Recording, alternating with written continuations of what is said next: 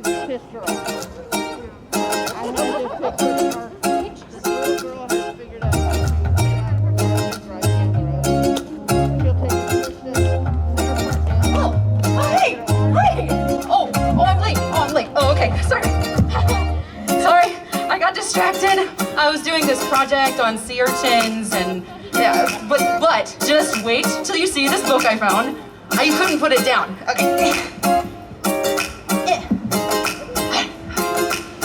Menorah Under the Sea by Esther Susan Heller. See, I thought it would be perfect because, well, we're all here together to celebrate Hanukkah, and now that the sun has set, yeah, it's almost time for the lighting. Oh, speaking of sunsets, okay, did you know that this time of year in Antarctica, the sun doesn't even set?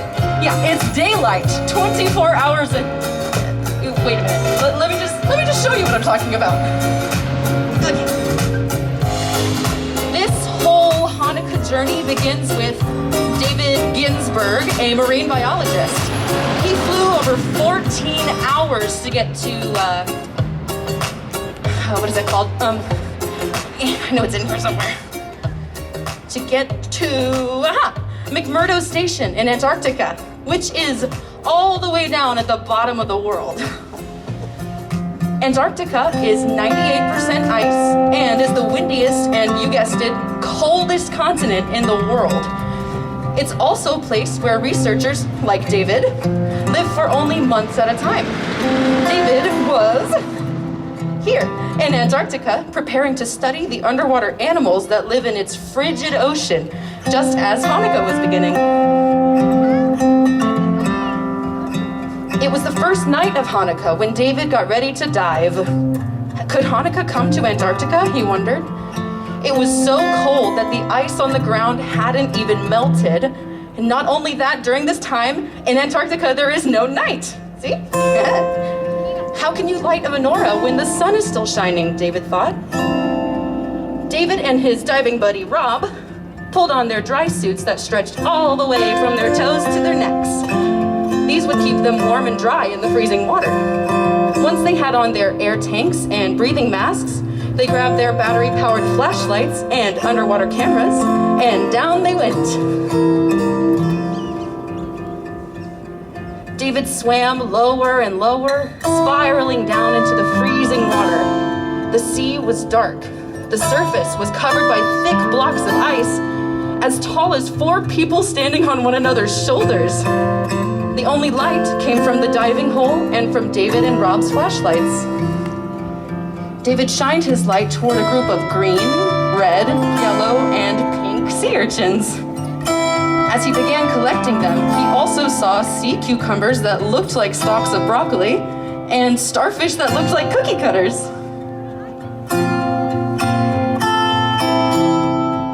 David had come to Antarctica to study these sea urchins and how they live in water colder than anywhere else on Earth.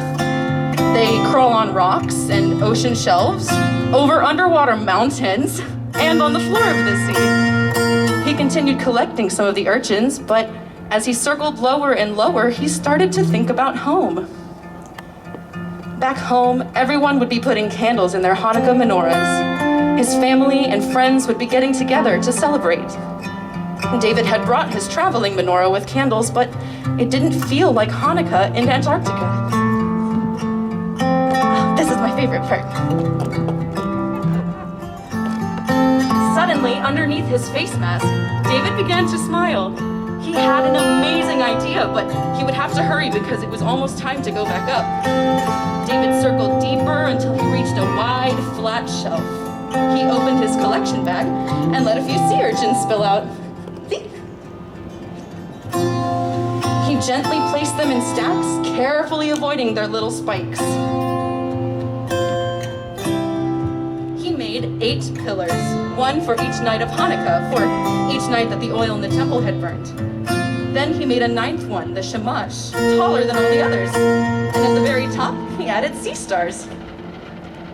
See? Boop, boop. Nobody move, he jokingly told the sea urchins as he took their picture. except for the shamash, which kept sinking, they were very cooperative. But soon, as all things tend to in the sea, they drifted away. Rob signaled with his flashlight that it was time to go back up, so David closed up his collection bag, and he and Rob slowly began to rise as air was let into their suits. And look, here's the finished menorah. Isn't that cool? It's very creative. There's the sea stars. Isn't it? Back at McMurdo Station with hot chocolate in hand, David showed his pictures of his underwater menorah to the other scientists, Emily, Howie, and Anna. Awesome, is it really Hanukkah tonight? I sure wish we had a menorah, they all agreed. David happily told them, I have one, I brought it from home. And that night, as the sun shone brightly in the southern sky, everyone watched as David set up his menorah and took out 2 candles. He lit the shamash and then the first candle. The other Jewish scientists joined him in singing the blessings. They talked about celebrations they were missing at home and took turns telling the story of how, long ago, the Jewish people stood up to their enemies. Against all odds, they had survived.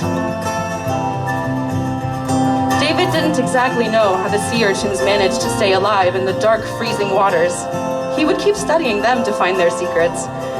But he knew how the Jewish people had survived, by not forgetting to light the menorah, and by knowing that Hanukkah could be celebrated everywhere, even in Antarctica. What a breathtaking reminder of how unique not only our world is and our oceans are, but how unique the celebration of Hanukkah itself is. Hanukkah and David remind us that even in the darkest times, miraculous things can and are happening all around us. And the most joyous way of honoring the many blessings that Hanukkah brings? Let's see if I can find it again.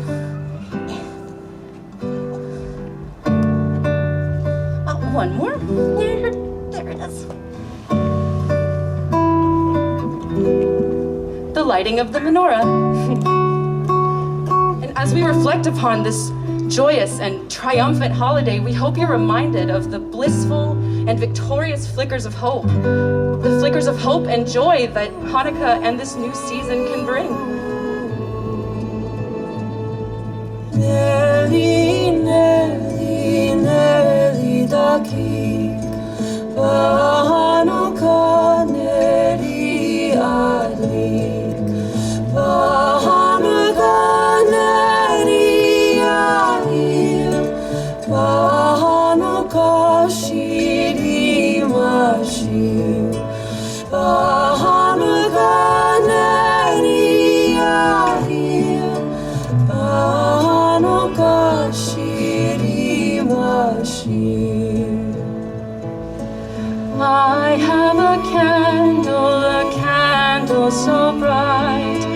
On Hanukkah, my candle burns bright. On Hanukkah, its light burns long. On Hanukkah, I sing this song. On Hanukkah, its light burns long. On Hanukkah, I sing this song. Neli, neli, neli daki, Hanukkah neli ali, Hanukkah neli ali, Hanukkah shiri mashir, Hanukkah shiri mashir. Under the sea or on the coldest edges of the world, wherever you shall find yourself this holiday season, we wish you a very joyous Hanukkah. And tonight we invite you to stay and reflect upon the beauty of the world around you and wrap yourself in the warmth of the Festival of Lights. Hanukkah Sameach. Happy Hanukkah from all of us at SeaWorld.